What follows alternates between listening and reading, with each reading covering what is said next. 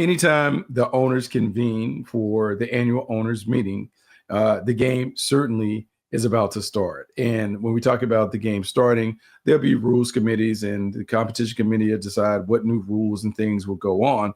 But you'll also have an opportunity to hear the insights of ownership, general managers, and head coaches as it relates to their team. The owners meeting is in essence an opportunity for every owner, team leader to have a State of the Union. I find it interesting that during this time, Cleveland Browns owner Jimmy Haslem had an opportunity to talk. And after listening to him talk, I want to go back to something that I Bleav is really important when it comes to the draft, because we're in the middle of mock draft season and everyone is assuming that Cam Ward is going number 1. And so the Cleveland Browns, who have a quarterback need at number 2, it's been presumed that they're going to take a quarterback. But do the Browns really need to take a quarterback at 2?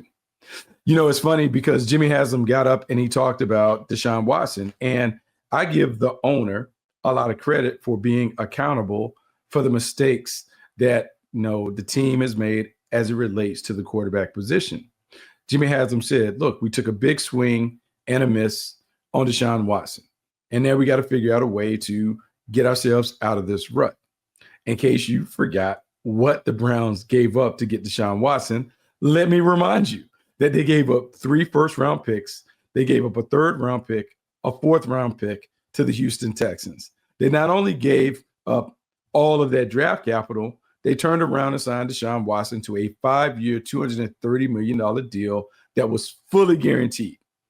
You talk about upsetting the apple cart in the marketplace. That deal completely flipped the league on its head. Now you have quarterbacks that are seeking fully guaranteed deals like Deshaun Watson. But for the Browns, it was worth it because they were in a bit of a bidding war to get the services of a franchise quarterback. Well, it certainly hasn't played out the way that they thought. Deshaun Watson has spent a lot of time on the sidelines, first due to a suspension, due to a scandal that made it really, really icky when it came to the QB1 for the Browns. That might have had a little to do with the fans never really warming to him. And then his play didn't meet the standard. When we talk about the money that was paid for him, there was an expectation that he was going to return to form as a Pro Bowl player. That hasn't happened. And then when you throw the cherry on top the Sunday, the injuries in terms of a number of missed games. Finished last season on IR with an Achilles injury. The season before, he had a shoulder injury that prematurely cut the season short. He hasn't been available to the team. And when he has been available, let's be honest, he hasn't been great. He hasn't been very good. The Browns now recognize the error of their ways, and they're talking about like, hey, we need to get a quarterback. We need to reset the future of the franchise. We need to make sure that we have a QB1. Given all those circumstances, everyone has come into the draft saying the Browns have got to take their quarterback number 2. When we look at the 2025 class, Cam Ward is universally kind of praised as the number 1 quarterback in the class. Shedeur Sanders is rated right behind him, not necessarily grade-wise, but people see him as QB2. So naturally, when many assume that the Tennessee Titans are going to take Cam Ward, the Cleveland Browns are going to take Shedeur Sanders because he's the 2nd quarterback. Your team needs a quarterback. Logically, that is what would happen. But let me tell you how it really goes down when you're in a meeting room and you're an NFL scout and you're having these conversations about the draft and the prospects and how it goes. We always hear the premise or the theory, best player available. And a lot of times we scoff at the notion of, oh, you can't take the best player available. You got a huge need. You need to take the best player at a position of need, not the best player available. Here's why you don't want to fall down that rabbit hole if you're the Cleveland Browns and you're in this draft. When we're talking about a top 5 pick, you should be able to envision that player having gold jacket potential, meaning Hall of Fame potential, or the talent, tools, and the potential to be a perennial Pro Bowl / All-Pro player. That's how high the standard should be when we're looking at players that are coming off the board within those first 5 picks. At number 2 overall in particular, you're talking about someone that should be viewed as a transcendent talent, someone that doesn't come around often. You want to make sure that you snap him up because you may not see another player or prospect like that for another decade. That brings me back to this class. In this class, if you talk to other scouts and scouts in the league, they will tell you there are 2 guys that they kind of hail as generational talents or transcendent players. One would be Abdul Carter, the pass rusher from Penn State. The second would be Travis Hunter, the two-way standout Heisman Trophy winner from Colorado, who won the Biletnikoff Award as a wide receiver, but some would say he might be the best defensive back in the class. Those 2 guys are widely hailed as the 2 best players in the draft, and they are both seen as guys that you could squint, close your eyes, and see them eventually don a gold jacket based on their tools and their talent. Shedeur Sanders is a really, really good player. Shedeur Sanders has orchestrated 2 turnarounds at Jackson State and Colorado, respectively. Shedeur Sanders, to me, is the best quarterback in this draft if we're talking about how they play and how they project to play at the next level. Not based on tools, but how they play. The problem that you have is his tools and his talent may not equate to being the second best player in the draft. Better yet, they may not equate to being worthy of being selected number 2 overall based on that criteria of potential gold jacket guy, perennial all-pro guy. I am a Shedeur Sanders fan. You probably won't find a bigger advocate for Shedeur Sanders than me.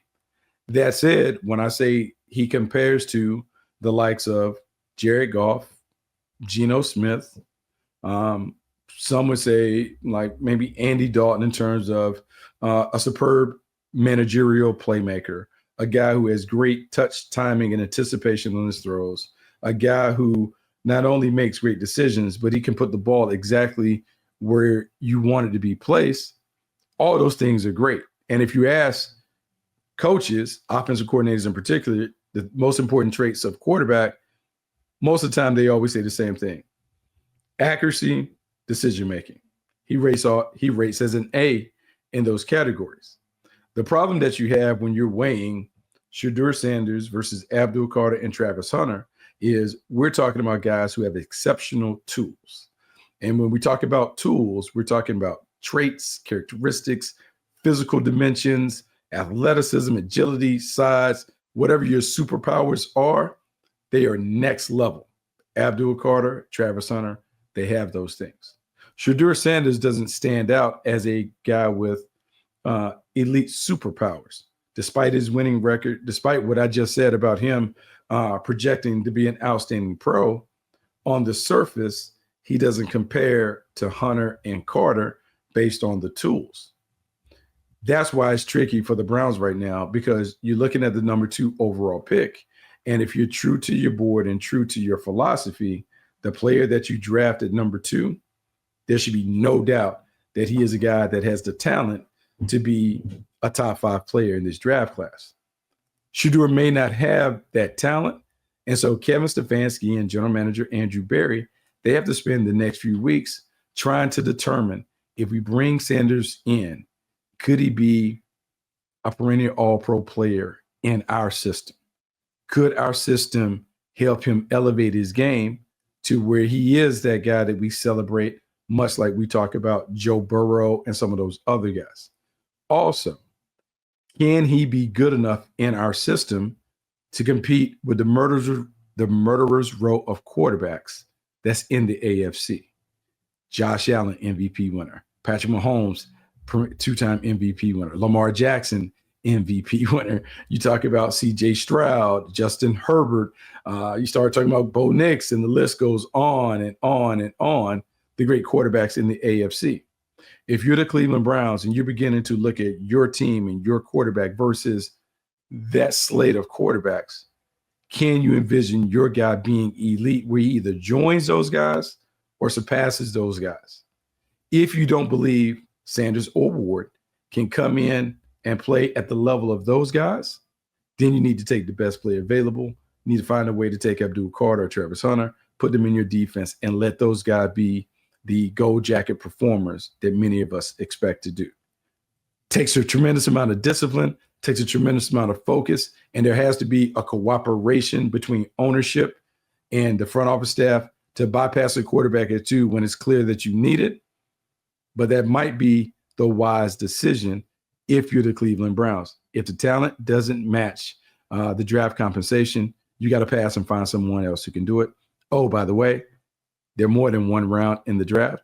Maybe, just maybe, the Browns can take Carter or Hunter and then go back to the bottom of the first round, move up from their second round spot, and find a quarterback that gives them an opportunity to play.